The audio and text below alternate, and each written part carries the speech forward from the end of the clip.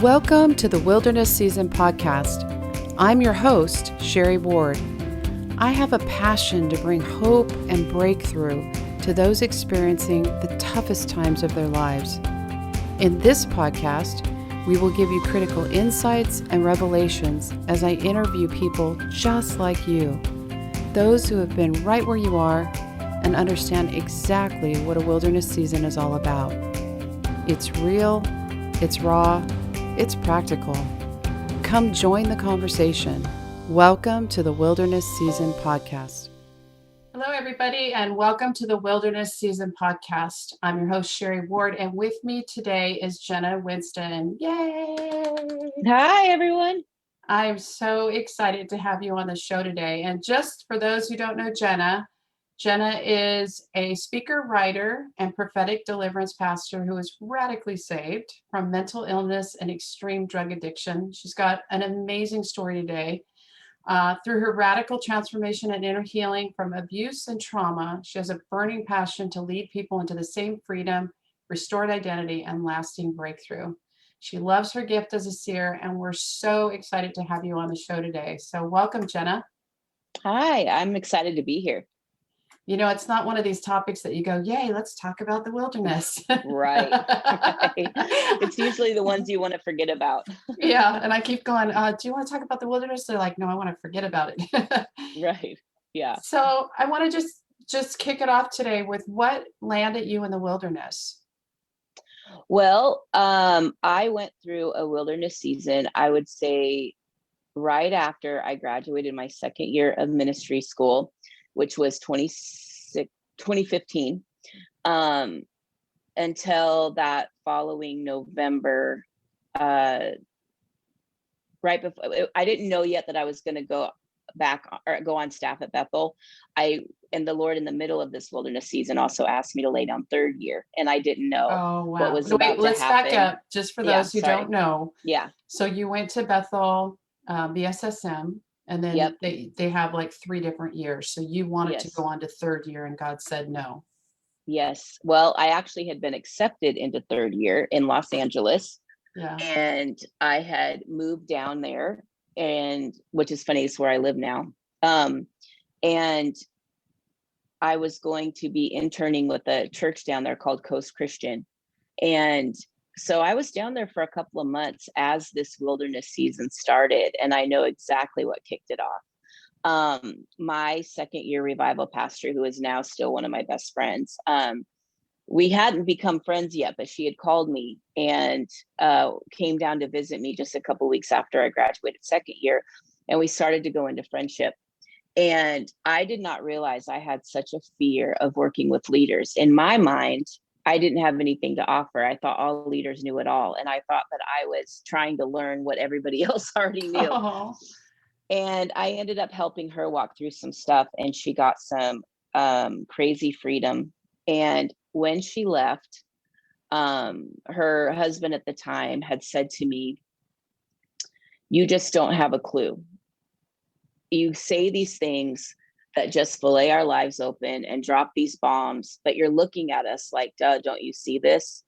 And I remember thinking, well, that's kind of how I felt. Like, this is simple, you know? And I remember that day I said, "God, do I have wisdom and I don't know it?" And God just kind of laughed at me.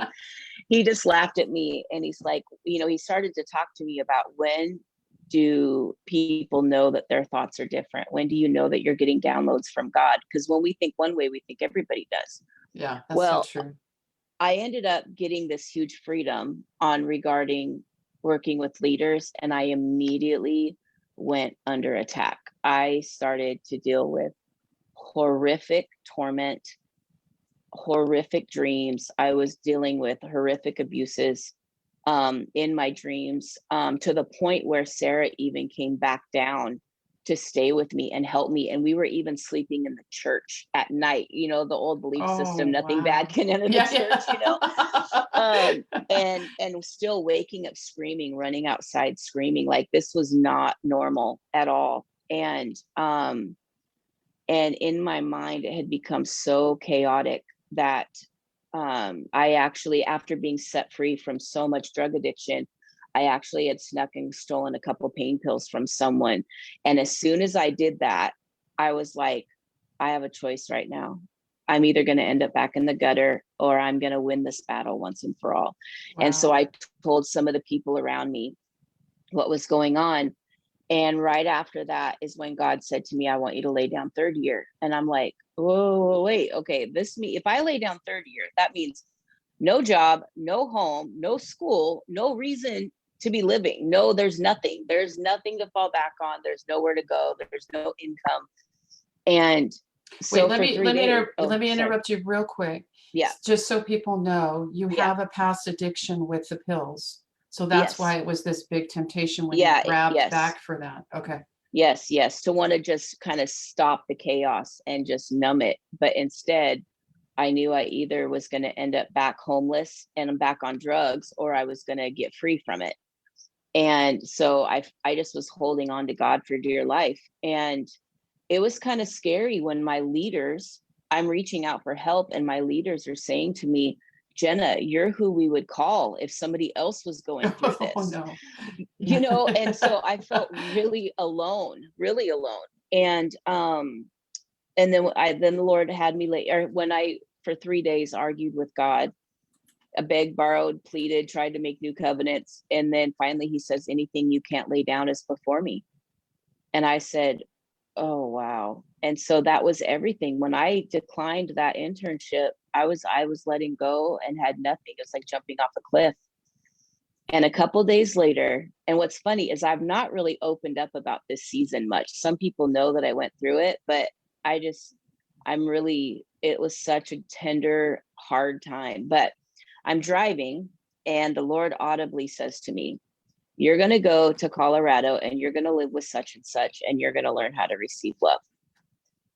And I was like, I don't even know them. Like, I met them once when I was in first year. Their son, who was 18, was in my revival group, and I just happened to meet them for a half a second at graduation. Like I don't even know them. And the Lord's like, I want you to call them. And I'm like, God, that's crazy. I've never even been to Colorado in my life, you know?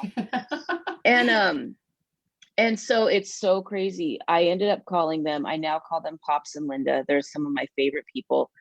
But at the time when I called and they had me on speakerphone, I couldn't even get the words out. How do you tell someone you don't even know, God told me to come live with you and that you're going to teach me how to receive love? Who does that? And I couldn't even get the words out. And Pops giggled and he says, we already know, God already told us we have a room for you and we're going to fly you out on Sunday. Wow. And you're not to bring any money. And I was like, oh my word. Wow. So I went out there and I did not know how much bondage I was in. I had come into so much freedom. I had graduated first year and second year of ministry school victorious. I had accomplished so many things, but I had no idea until God said to me, Jenna, you're so known for loving others, but you force love so much this way so you can be in control of how much it comes this way. That's good right there. And I went, oh my word. And he's like, you love everyone but yourself. And so I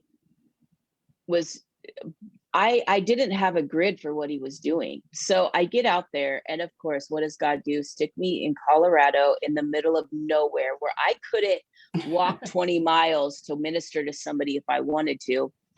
And he says, or I get out there and they're two of the most loving, giving people on the planet. And I didn't know what to do with that. And I wasn't allowed to minister to them. I didn't know how to do that. I didn't know how to be in relationship and not minister to people and live in my gifts. Did God tell you that, not to minister to them? Okay. Yep, absolutely. And God told them too, you know, that because I only knew how to connect to people through that. I had no idea how to connect with my own heart. I didn't know how to just be Jenna. I only knew how to be the seer, prophet, whatever, you know. And so then I get out there and I don't feel him. I don't see him. He dropped me off in Colorado and disappeared. Wow. And I started having medical issues. I ended up having multiple surgeries, ended up in ICU 3 times, almost died twice.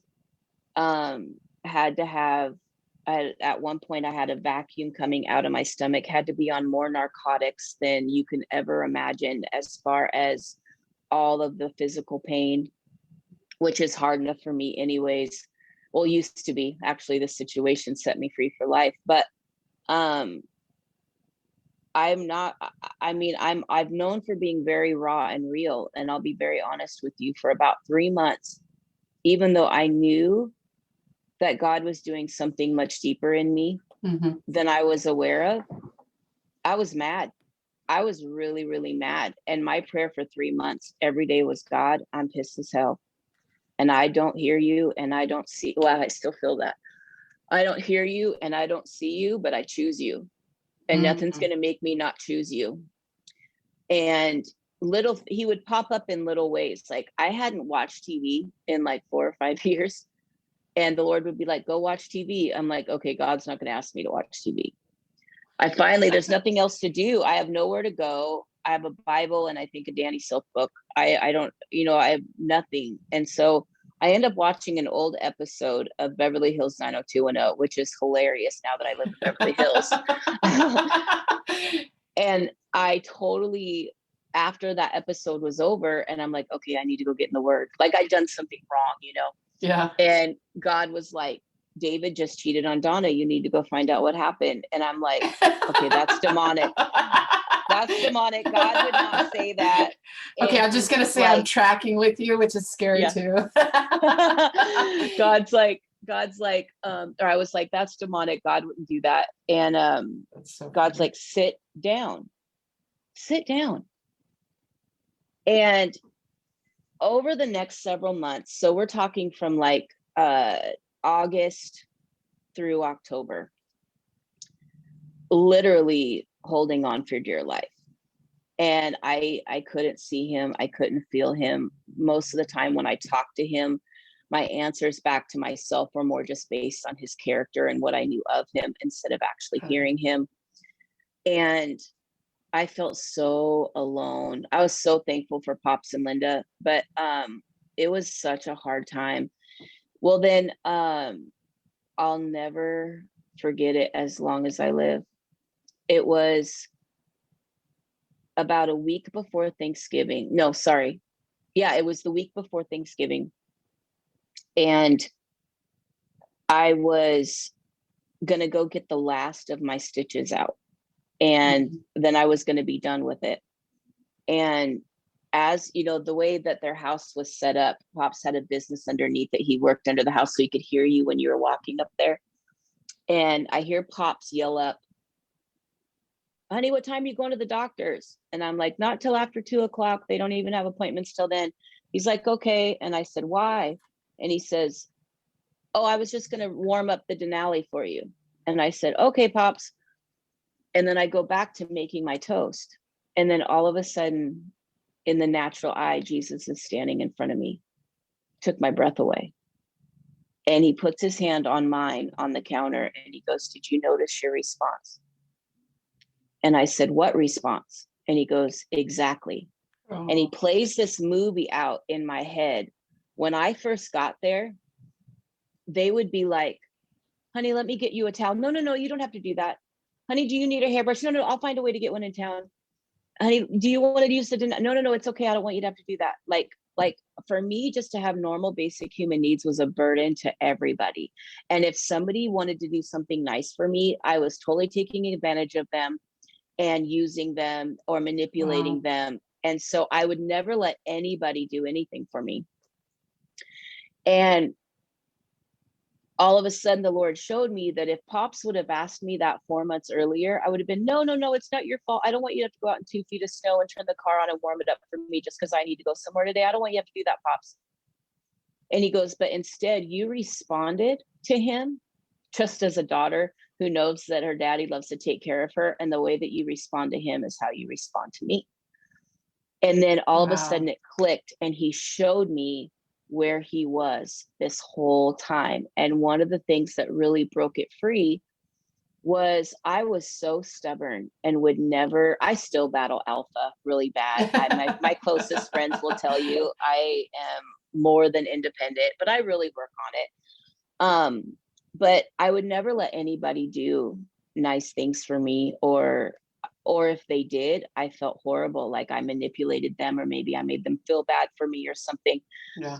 And I was so stubborn on not letting anybody in that the Lord literally had to allow me to get to a place where I couldn't brush my own hair. I couldn't shower myself when I was dealing with all of these surgeries. I mean, I had 1.5 feet of staples in my stomach, and um couldn't even move. Like, I bruises all over my body. It was just horrific. And Linda had to help me shower. She had to help me use the restroom. That's embarrassing, but I'm being honest. I literally had to get to this place. So of course, when Linda was helping me, what do you think my thoughts were? My thoughts were, oh my gosh, these people didn't ask for this. God just chucked some random girl in their house, and now she can't even take care of herself. And now she has to help me this. And now she has to help me that. And this has got to be horrific for them. And they're going to be so happy when I'm gone. Like, that's how I thought, right? Wow. Wow. But her emotions and her love for me started to be louder than how I felt. Oh, that's good. And I That's could really feel good. her, and I could feel that she felt so honored to be a part of my process. I could feel that she loved loving me. I could feel that she was excited to show me love, and that I was finally starting to let her in. And when I started to realize that the way she felt about it versus what I thought about it were so drastically different. And then the Lord started to show me my heart when I take care of other people, especially people that don't think that they're worth it. One of my favorite things is to show them their worth and their value. And the Lord's like, you love to do that more than anybody I know, Jenna. He goes, but I had to do the same for you. And it just started to click. And so when the Lord told me that this breakthrough wasn't about anybody, I mean, because I take people through sessions all the time. And, you can take the time and find out what's the lie that I'm believing, what's God's truth, this, that, whatever, right? But the Lord's like, for this breakthrough, it took time. It took time for you to be in a place where you couldn't do anything for them to make them love you. The only thing you could do was receive.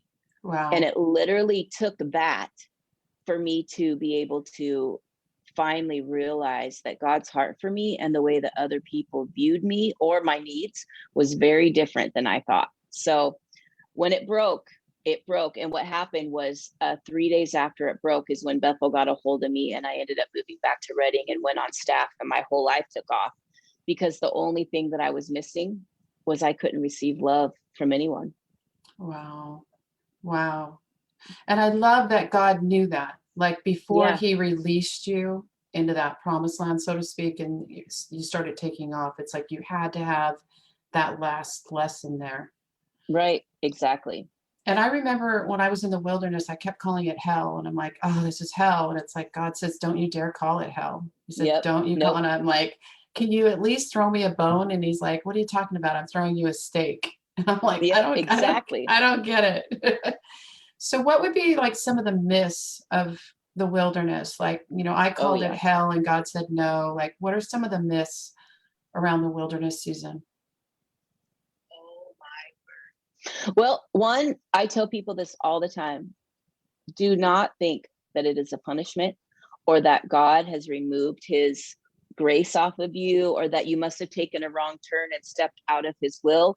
Because the number one thing I've learned about the wilderness is it's actually, you're probably doing something right, and he's taking you deeper.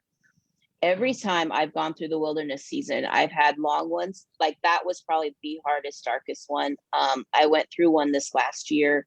I've gone through a few, but every single time that I've gone through them, every time they break, I will see where I am so used to walking so close to him and hearing him all day, every day, all the time. And I definitely live a habitational relationship with him, not just a visitational one. So when he disappears, it's very, very drastic in my life. Right. And so I've kind of learned, one, to stay in what I know of his character. But two, because I hold on for dear life, what I don't realize is until after it breaks, I realize the amount of intimacy that it built between us. That there's something where we go, once I'm aware of him again, and because he's always there. But once I'm aware of him again, then I'm able to realize that we've gone to such deeper depths in our relationship, and my trust for him is so much deeper. Oh, My that's good. understanding of him is so much deeper. So as hard as they are, I am so thankful for every single one of the wilderness seasons. But yes, the myths are that it's a punishment, that we did something wrong. We have to do all the right things to get back. And it's not. More than anything, it's okay, Lord, clearly you've got me in a wilderness season. What are you doing so I can finish this strong? That's awesome. And can you unpack one thing that you said? You said it was a habitual or habitational relationship with him versus a Visitational. Can you unpack that for our listeners?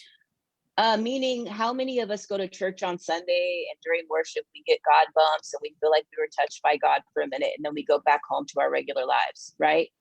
Or if we go into deep prayer or worship, and then we might feel like a little connection with Jesus for a minute, and then we go back to our regular life. That's visitational. Habitational is I habitate with him. I am aware of him around me 24 hours a day, 7 days a week, always, everything I do. So we actually habitate together instead of just waiting for a visitation. That's awesome. I love that. Yeah. And what words of wisdom or encouragement would you give people? Because I know, and you do too, how dark it can get. It can get really dark. Oh, yeah. Really dark. Yeah. And I've had points where I was fighting for every minute of every day just to say, just 5 more minutes, just keep going, just keep going. Like I had to kind of do a pep talk to myself just to keep going through it. So what would be some words of encouragement you would give people that are in the thick of it right now? If you can keep your conscious mind to understanding, one, remember it's not a punishment. Two, if you can get your conscious mind to partner with the belief, oh, wow, God must be really, really happy with me, and he must be taking me through something deep. Prepare yourself for the fact that it's going to be hard. Be really honest. So often we don't allow ourselves to just get real and raw with God and say things like, I'm really scared. I'm really afraid. Like, God, this sucks. This sucks. And I don't know where you are. And I feel like I'm being punished. I feel like you've left me. But I'm going to sit here and I'm going to choose you, and I'm not going to go anywhere. And also try to ask questions like, God, clearly you're trying to root something out of me. I give it to you, whatever that is. But for encouragement, I would very much say, don't let the enemy trick you. Do not fall under the fact that you have to earn your way back, that you have to do all the right things, that you're being punished. You must have made a wrong turn. Instead, if you can get your heart, soul, mind, spirit, all the things to line up with God's doing something deeper in me, and I'm going to hold on for dear life, and I'm going to get everything that he has for me, that if you can approach it that way and not stay stuck just in the feels right here, but big picture. Also, I've learned that when I journal through my seasons, I will go back and I will watch and I will see it, and it will blow my mind, and I'll see my own growth, and I'll see where my thoughts were versus where he took them. And it may not help you a whole lot in it, but it's definitely very rewarding after. That's awesome. Yeah. So I know that I'm getting a little bit of feedback. I don't know why. Is that better? Maybe that's better. No, a little bit of feedback. What are some lessons that you learned in the wilderness? Like I know your lessons, but what are some of the other lessons that people can learn?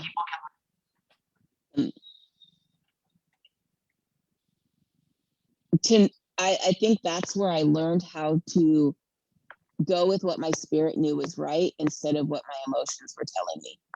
Mm. Because the fact is even when we're in a dark space, God's truth and love for us doesn't change.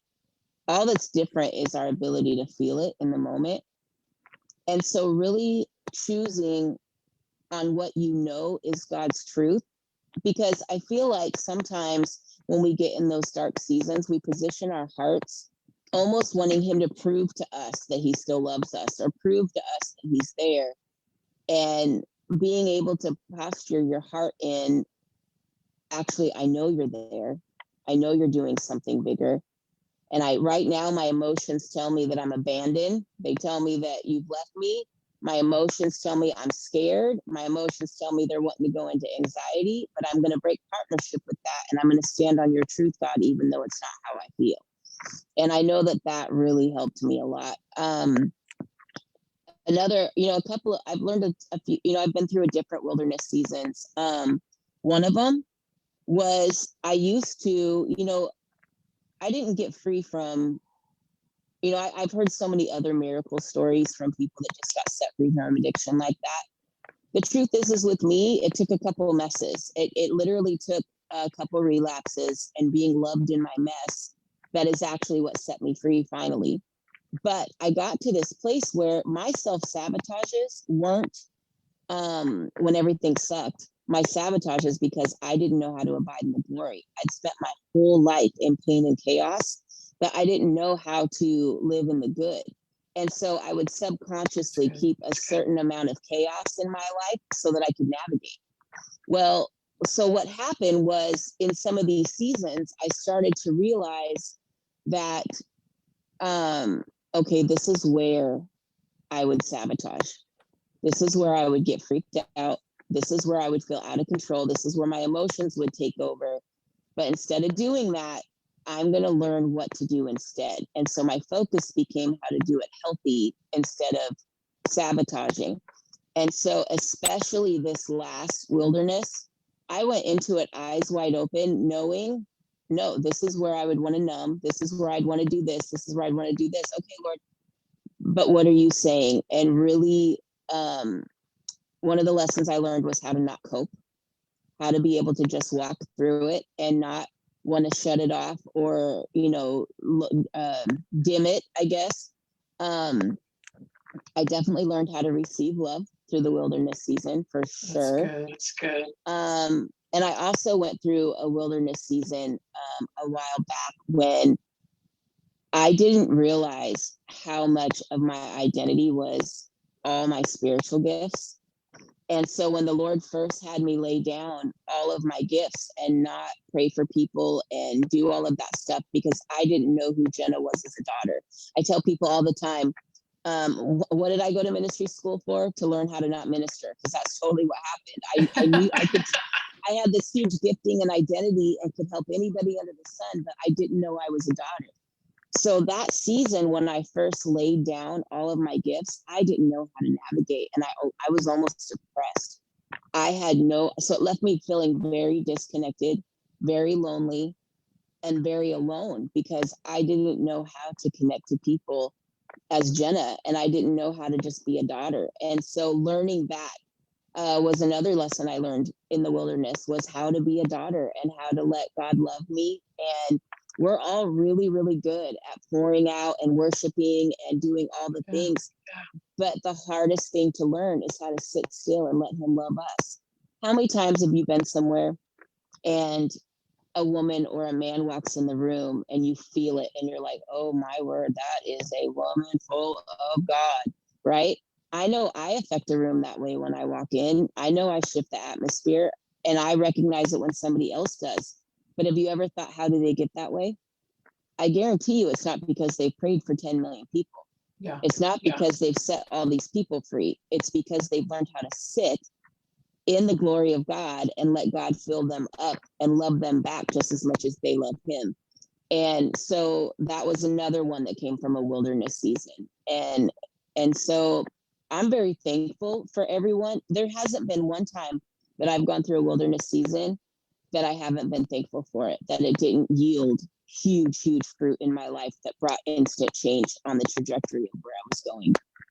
That is so good. There's so many golden nuggets. There's so many golden nuggets.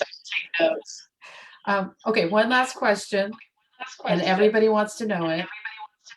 What's the promised land like?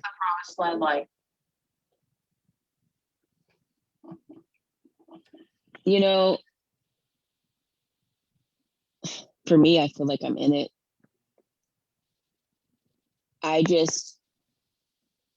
Even where I'm at right now, I just turned 48. I feel like God has packed every day with a surprise, a provision, an epic upgrade, such a deep tenderness for my heart. He's working on so many other personal areas in my life. I feel so crazy, romantically pursued by God every single day. But what it took to allow myself to be in that place was breaking down every idea I thought I had. And all the prophetic words that have been spoken over me, even by Sean, Sean's spoken several words over me, and other amazing people, Chris Valentin, other people that have spoken these amazing words. Some of them are old news. I've been living in these promises of God for a while now, and I'm still living in these promises, and they're still unfolding, and I have zero doubt. And I know that heaven's going to be 10 billion times better than what I'm living now. And that's just mind blowing to me because I'm so full of life right now. I never dreamed. There's two statements I want to make. One, I could have died 3 years ago and I would have lived bigger than any dream I ever had for myself. I feel like all the epicness that's gone on since then is just extra. And the second thing I want to say is, with all the amount of pain and horrificness that I lived in my whole life, I never dreamed I'd get to a place where I can say, I'm 48 years old. I've never been more aware of who I am, whose daughter I am, how worthy of love I am, where I'm going, what I'm carrying, what God's doing with me, and that it's okay to have fun and it's okay to like it.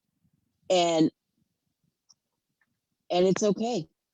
And I've never been more excited to be alive. And to me, the promised land on earth is that I'm living in all the promises of God. Everything past that in heaven, I can't even imagine, because this is sometimes too mind blowing, and that's supposed to be way better. So I don't even know how to answer that question other than that. Wow. You've got such an amazing story and such a beautiful heart. So how would people reach out to you? I have a website where I do personal one-on-one sessions, and I also do coaching. I help people with their giftings and their anointings. My website is www.heartscaping.co. It's like landscaping, but for the heart, because I get to the roots. There's my little jingle. And then I have a podcast, and I have a movie and a documentary and some things that are also on YouTube. You can just put in Jenna Winston. And I think all of that, if you follow me on Instagram, there's links to everything in my bio. Awesome. Well, thank you so much for coming on the show today. I think I have a new friend. So until next time, we'll see you on the Wilderness Season podcast. Bye-bye. Thank you for listening to the Wilderness Season podcast. If you need help navigating through your own wilderness season, pick up a copy of my book, A Journey Out of the Wilderness, available on Amazon. Also, continue the conversation online with us by going to our Wilderness Season Facebook page. For resources and events, you can go to www.sherrylynnward.com. If you have enjoyed this show, please subscribe and review our podcast. Just remember, you're not alone.